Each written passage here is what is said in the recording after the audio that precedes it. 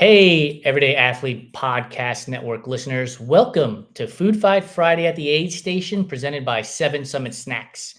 I will not be joined by my partner in crime, Adam Lee, as he is dealing with what he says is somewhere in the vicinity of 55 inches of snow in the next 2 weeks up in Crow's Nest Pass. And that is not something that I'm willing to deal with. And I want him to be safe up there. So Adam will carry the bucket for you this week. We'll see you in a couple of weeks. Today, I'm going to be joined by Mariah Zavala, who you may have listened to on our fireside chat a few weeks ago. Super excited to have her on here because as awesome as that episode was, the end had me in tears laughing about food choices, including the pinkies up while eating peanut butter and jelly or the fancy Ferrero Rochers that she loves around the holidays. Before I bring Mariah on, please be sure to subscribe, rate, and review the Everyday Athlete Podcast Network on your favorite podcast platform. If you're using Spotify, please be sure to comment, as that really does help us with the algorithm and getting our shows into as many listeners' ears as possible. Appreciate you doing that. Looking for 5 stars. If you're inclined to give us anything less than 5 stars, email me first, jason@runtrimag.com. and let me know what we can do to make the show better for you, because that's the entire goal. So without any more mumbling from me, let's bring Mariah on and let's have some fun. My friend, how are you? I'm so good. How's it going, Jason? I am excited. This is normally not a show that I do much research on. I just come up with 3 foods off the top of my head and just blabber them and have some fun with our guests. But I actually did some research, so you might be in bigger trouble than you thought. Stoked. What we will not be including is Ferrero Rocher. We will not be including peanut butter and jelly that is made with peanut butter on both sides of the bread or on both slices of the bread and jelly in the middle. And we will not be getting the sugar cookies that grandma has turned the tin into a sewing kit. The classics. Instead, I'm going to be using you and your culture, Oaxacan, Pascua Yaqui, and Puerto Rican, to present to you 3 foods that are handhelds that you're going to be able to choose from at mile 41 of a 50-mile trail race. Ooh. There is one aid station between mile 41 and the 50-mile aid station, and it shows up at mile 46 and a half. So you have to figure out what you're going to do with these 3 foods. One of them you have to eat, one of them you have to carry, and one of them you have to toss. You ready? Sweet. All and right. I'm at mile 41 right now. You're at mile 41 right now. You've made it to mile 41. You're crushing it. Sweet. I'm like, where are my notes? Where are my notes? I'm gonna write this down. By the way, I did so much research. I had to ask Google to help me pronounce some of these words. There's some of these foods, I should say. And I've already forgotten how to pronounce them. So you're going to have to bear with me. Got it. From your Oaxacan heritage, Tayudas. Ooh. Do you know how to, did I pronounce it correctly? I think close. This is new information for me. Okay, so it's basically a Mexican pizza. Beans, cheese, lettuce, avocado, salsa, and your meat choice. Typically carne asada or chorizo. Okay. From the Pascua Yaqui tribe, coyotes. Ooh. I have heard of those, but I'll appreciate the refresher right now. Sorry, relatives. I'm still learning. It's a stuffed pastry from Sonora, and the filling is normally a brown sugar piloncillo. And I don't know if you know what piloncillo is, but basically it's a cone of brown sugar. So essentially a caramel stuffed pastry. Okay. And then your last choice from your Puerto Rican heritage is alcapurrias, which are deep fried fritters. So think of a plantain or a yuca that has been stuffed with picadillo, and picadillo is ground beef with pimento olives, typically. And if you remember what I told you the last time on the show, that if abuela puts raisins in your picadillo, go find a new grandma. Yep. So in these alcapurrias, we do not have raisins. Okay. Oh man. Okay. Unfortunately for my toss, it would have to be the coyotes. Is that what you called them? Yeah. Yeah, I can't do sugar, especially that far in. I can just I'm gonna have to make another stop between 41 and 46 if I did that. I'm gonna and if I'm so close, I don't wanna do it. I imagine I've already hit a few other porta potties and sticks and bushes by that point. I gotta preserve self-preservation. Uh, let's see, I got 9 more miles. I got 5 until the next aid station. I'm thinking I would I think I'd eat the, what's it? That Talayudas or the Tayudas is how Google pronounced it. Yeah. yeah, to get some of that moisture from the lettuce and the tomatoes, some cheese, some meat. I'm guessing I'm gonna be really, really hungry by that point. And those deep fried fritters, man, those sound like a good handheld and for some good morale on the way. Alcapurrias you cannot go wrong with. Like that is an absolute favorite for me as a vegetarian now. I no longer eat. I choose to no longer eat them. Yeah. But man, I remember growing up as a kid, especially this time of the year. So both of my parents worked at Columbia Presbyterian Hospital in New York City, Wow. and um, the entire like maintenance staff where my dad worked was basically all Hispanics and Black people. Mhm. And the abuelas and the tias would be selling these tins of alcapurrias and tostones and empanadas and pasteles and all these things. And like, they would charge like $10, $12 or whatever. So Mhm. this time of the year, like the house would be filled with these trays filled with these alcapurrias, and you just could not go wrong with them. Oh my gosh, yeah, that sounds like a good time and sounds real nice, especially going uphill somewhere and gaining elevation on the way to 46. That's a nice handheld. That's a nice yap and chat and eat and talk with my mouth full kind of food.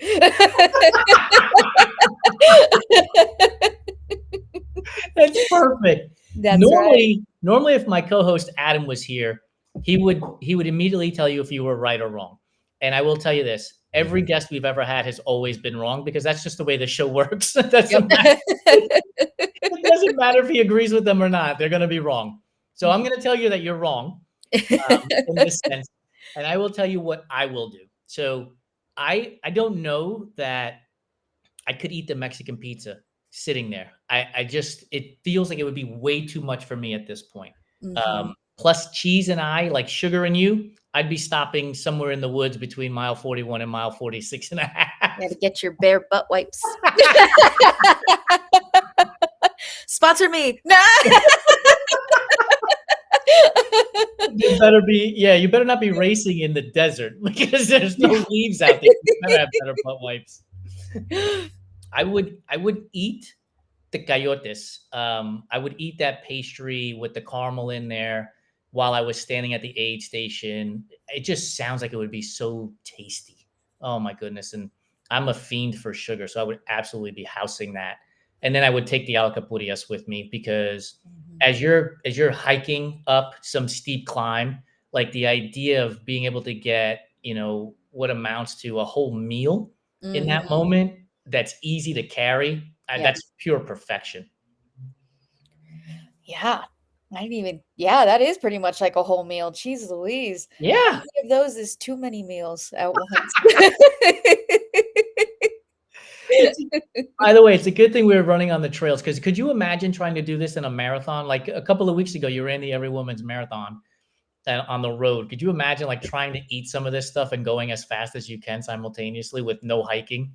I can't, and they don't make it accessible. We're like goos everywhere. I was like, "Well, I need an orange. Somebody get me an orange." I was Why is everybody in a rush? Like total trail mindset. Like, I thought we were having fun, forgetting it was a Boston qualifying marathon. People That's fighting for right. their And lives. at least two of your teammates from Rising Hearts qualified, right? Yep. Yeah. Susie and Amanda.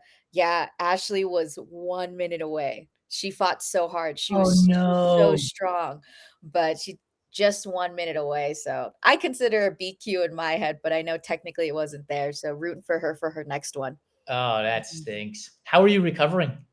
I feel great. Yeah. The week after, I did a 65-mile road bike race down in Tucson, which was super fun. And it was nice to just like hang out at almost sea level and be able, like the climbs we were doing out there on the bike. After and I'm sure you can relate to this doing Javelina 100 and all these big trail runs. I feel like after you do anything where you're gaining elevation that's more than 5 or 10,000 feet, you're just like 2,000 feet. Yeah. I'm hanging out. Get all my snacks. I'm chilling. My heart rate's at like 150. That's cool. I'm gonna have a big downhill here. It was great. I'm feeling really strong and I'm so thankful. I'm gearing up for a 50K here in a couple weeks back on the trail where I'm most at home and where I know there's gonna be lots of whole foods like chips and peanut butter and jelly and oranges and all of that. I was all scared. I was all lost out there. Like I was in the middle of nowhere. I was like, where's all the food? Why do Yeah, you guys no just have kidding. waffles here? Yeah, where's the broth? Where's the I noodles? know. I thought you guys were gonna have cup of noodles here. I was actually banking on having a full meal at some point during this race. We're Mm-mm. going to Salt Lake City next year to race the Salt Lake City foothills, and we're doing a half marathon out there. So when you said 2,000 feet, it's no big deal. And I was like, yeah, yeah. But we're going to gain almost 3,000 feet in a half marathon. We're basically just Yeah. climbing the mountain. I'm going to have to get Yep. like rappelling devices and all kinds of crap. It just sounds super steep.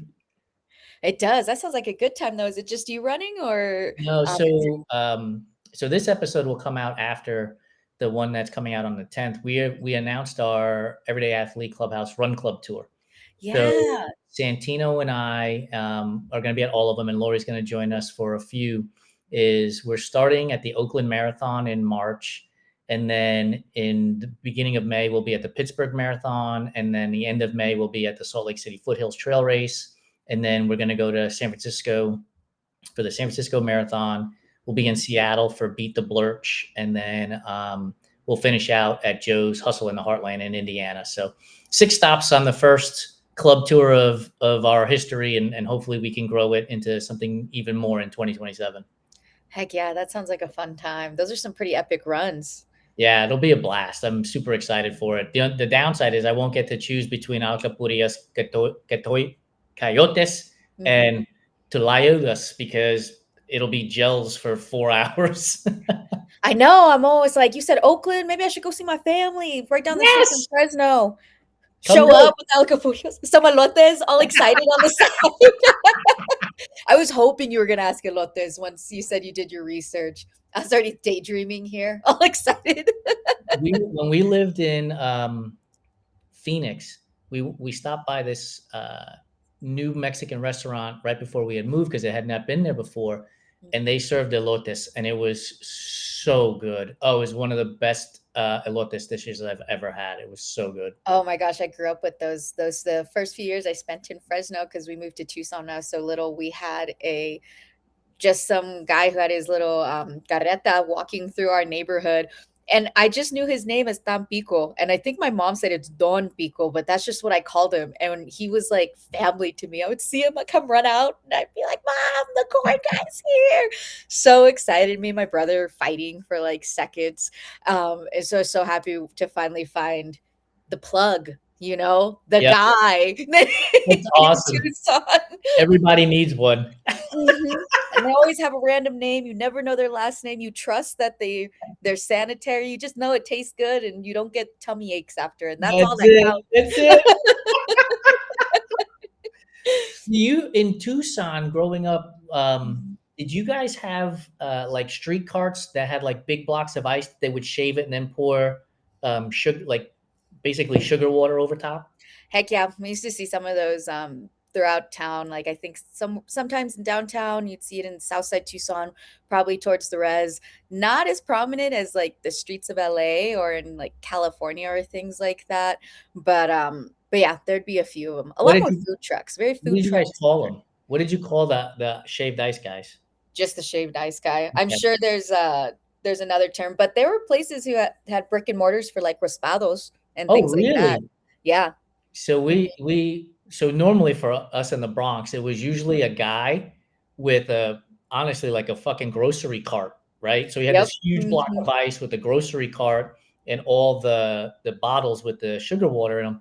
And we called those piraguas, is what we would call them. So he would have like this metal shaver and he would shave it, put it in the cone, and then put the sugar water over top. And It's like a childhood delicacy right there. on a hot and humid day in the Bronx in the summer, you couldn't go wrong with that. Oh man, in Tucson, you elevate it with the raspados because they'll throw a scoop of vanilla ice cream on top with some crema and fresh Oh. strawberries and the strawberry like syrup, the strawberry sugar water. Child's dream.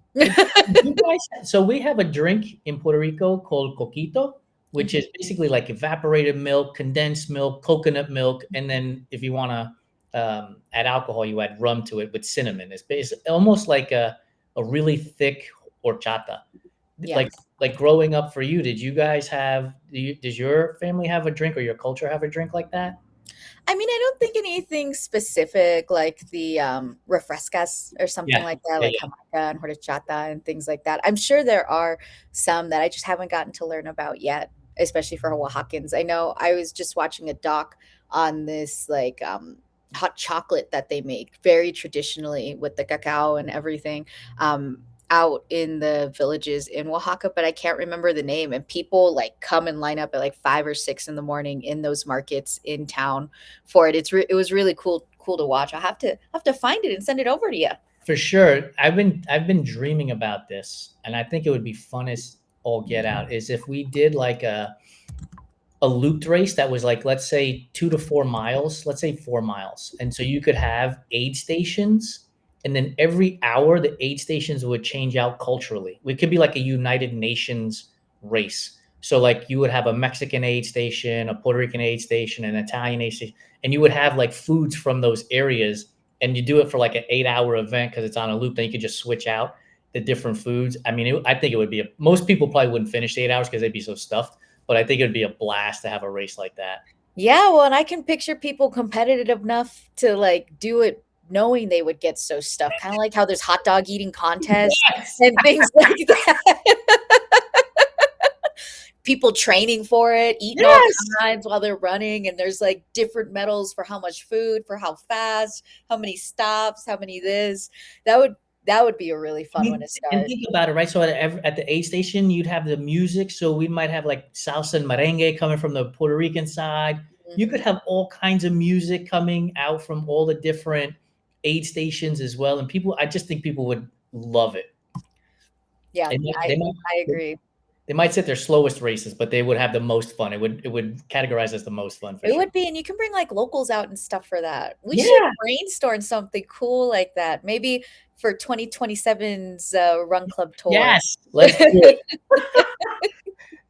Mariah, thank you so much for joining me again. I appreciate it. For those of you who remember, Mariah decided to eat the Tayudas, which is the Mexican pizza. She's tossing the coyotas, and she is carrying the alcapurrias. She's wrong because Adam would have said she's wrong, but she gets hey, a Mexican pizza while my partner is taping up my feet and I'm listening to music, trying to like gauge it out. Sounds like a good time to me. Yeah, see, now when you put it that way, now I can get behind it. That's right. Getting all taken care of, my feet washed, all scared. Have a great night and a great weekend. Thank you for joining me. Thanks, Jason. Good to see you. For those of you who have been hanging out with us for the last 20 minutes, make sure you answer in the comments which you would eat, which you would toss, and which you would carry. Please let us know so that we can carry on this conversation. And don't forget to subscribe, rate, and review so that we can continue to bringing you the best that any podcast has to offer through the Everyday Athlete Podcast Network. I'll see you in a couple of weeks on the next Food Fight Friday at the Aid Station presented by 7 Summit Snacks. Have a great one.